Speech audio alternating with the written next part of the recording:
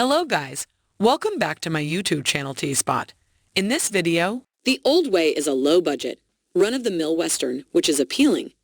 We don't see many Westerns these days, and when we do, they're usually serious and substantial.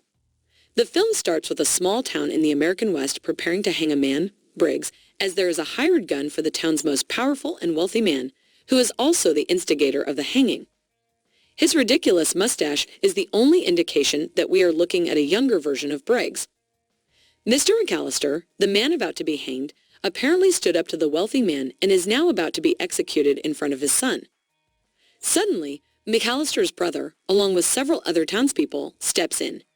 They assassinate the wealthy man and all of his lieutenants. Briggs does not intervene until a gun is pointed at him.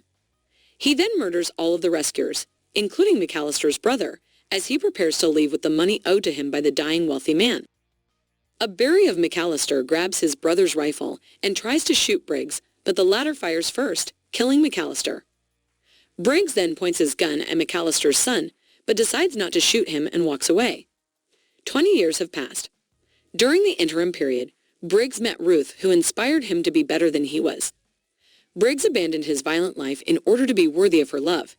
He shaved his mustache and they married Brooke. Their daughter was born after some time. Brooke is a teenager by the time the story resumes. The family lives on their own property outside of town, though Briggs owns a store in town and Brooke attends school there. Briggs is content, or as content as a man of his stature can be. However, if you have led a life that has resulted in the death and destruction of others, violence will eventually find you, no matter how long you have spent hiding from it.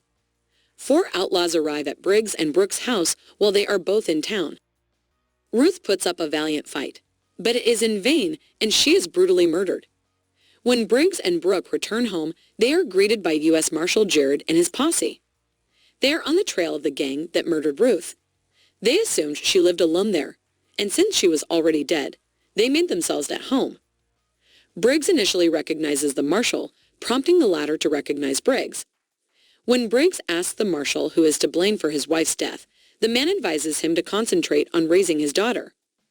Ruth transformed Briggs from a murderer into a good man. Briggs does not need to transform into a monster again. According to the marshal, what the marshal fails to realize is that Ruth's presence in Briggs' life may have pacified the monster, but it is still alive and well deep within him. Briggs enters the barn after learning from the marshal that the killers have left a brutal mess inside, where he discovers a message written in Ruth's blood on a wall, "I owe you more." The Old Way ending. Is Colton Briggs dead? Does he get revenge for his wife's murder? Although revenge is the main motive of The Old Way, the film cleverly subverts it, underscoring the endless circle that the pursuit of vengeance can be.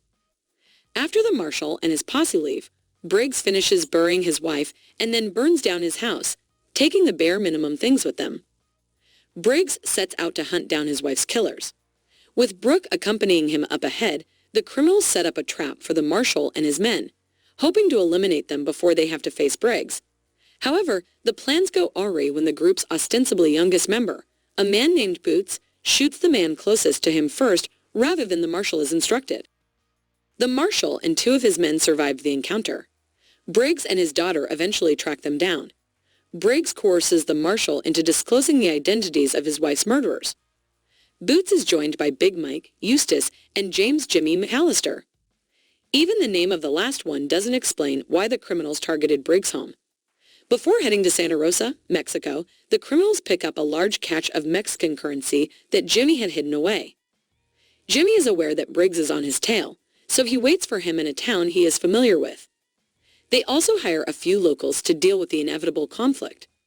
Meanwhile, Briggs is in a pickle. While his adversaries are aware of his appearance, he cannot say the same for them. As a result, Brooke volunteers to go into town. Unfortunately, they recognize her appearance and kidnap her. Briggs decides to visit the town after realizing something is wrong. Briggs murders Big Mike and Boots before being shot by Eustace. He also murders the locals hired by the criminals before confronting Jimmy and Eustace. Jimmy recalls their shared history and challenges Briggs to a duel the old-fashioned way. Briggs eventually kills Eustace, and Jimmy shoots Briggs, fatally wounding him. But Brooke kills Jimmy with the gun her father was carrying. Briggs dies in his daughter's arms in one of the film's final scenes. Who is Jimmy McAllister? Why did he kill Ruth?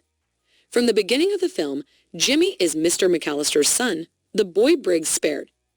As he later tells Brooke, he was born on the day his biological father died. In the years since, he has evolved into the monster he is today, and he attributes this to Briggs. Briggs is even considered his second father, and Brooke is his sister. He looks up to the sky after shooting Briggs and informs his long-dead biological father that he has killed Briggs. Brooke has the opportunity to shoot him while he is distracted by his euphoric joy at finally getting his revenge. The old way as a film does not necessarily glorify vengeance, but rather depicts its futility and endlessness. Briggs murdered Jimmy's father, which prompted Jimmy to murder Ruth, forcing Briggs to come after him. Brooke eventually kills Jimmy for murdering her parents. Brooke will most likely hope Jimmy does not have a child of his own out there. If he does, the vicious circle will continue our Briggs and Brooke psychopaths. The film establishes that Briggs and Brooke do not react to grief in the same way that other people do. The marshal mentions this to one of his posse members when he recalls Brooke not crying after her mother's death.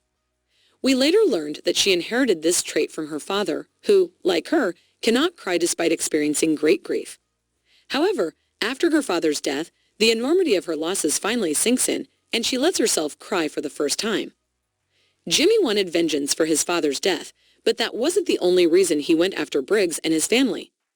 He desired the glory of killing the one and only Colton Briggs and achieving the other man's infamy. Jimmy declares Brooke the monster, the true heir to her father's legacy just before his death.